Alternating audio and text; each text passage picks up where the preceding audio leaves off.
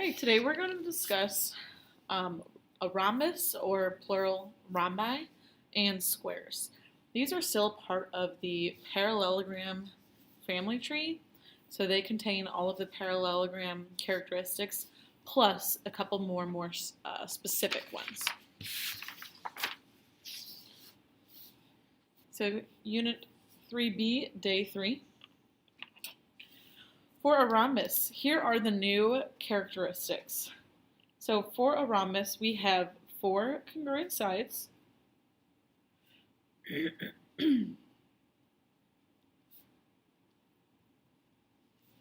So all of these sides are congruent.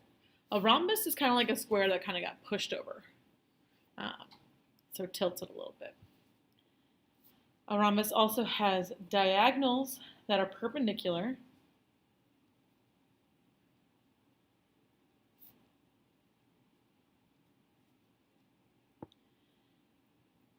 Also, the diagonals bisect the opposite angles. Okay, so when I draw my diagonals here,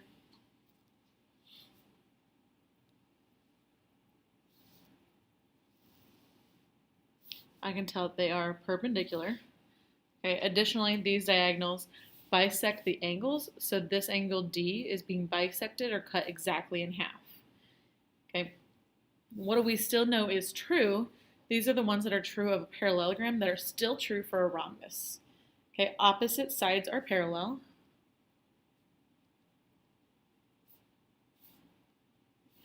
So parallel, parallel. It's 2 marks and 2 marks. Opposite angles are congruent.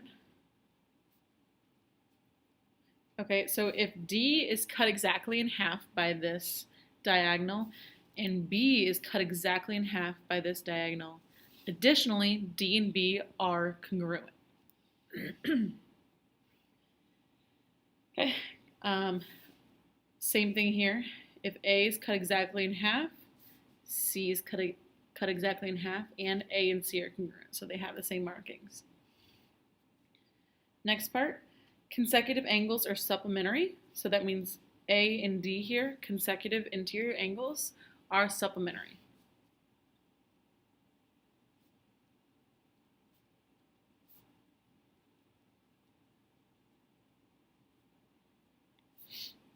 Okay, and the last part, the diagonals bisect each other.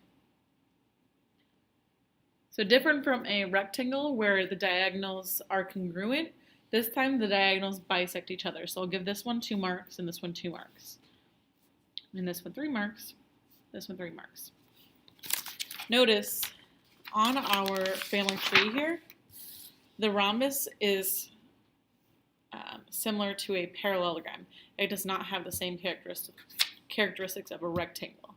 And then ultimately the square has all the parallelogram, the rhombus, rectangle, and one more of its own. All the properties. Okay, so we've listed all of the properties. If I were to go on this basic shape, which does look like a square, I should be able to give this shape all of the properties listed above. So all sides the same.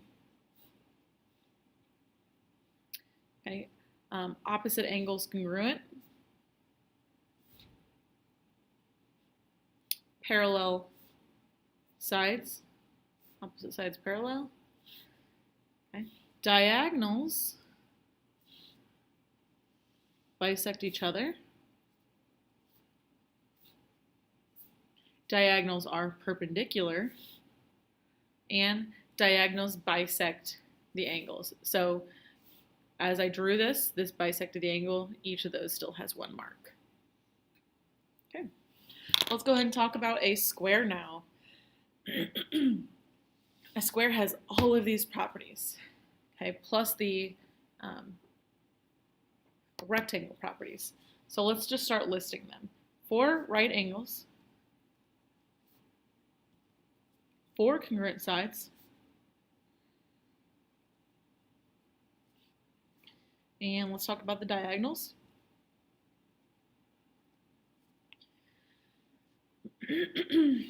So when I do that, we have 4 right angles, 4 congruent sides.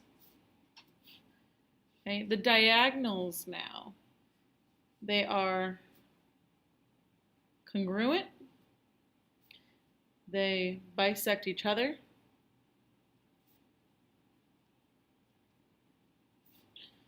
they are perpendicular, and they bisect the angles. That's a lot going on. So our diagonals here, they are congruent and they bisect each other. So that means I can give each of these 2 marks. They are perpendicular, 90-degree angle. And they bisect the angles, which means each of these is 45 degrees. Because I'm cutting the 90 degrees right in half. I don't have to write that. 45 though. I could give these marks like that if I wanted to. Okay. Additionally, we could say the opposite sides are parallel. So mark here, marking. And consecutive angles are supplementary. Still true.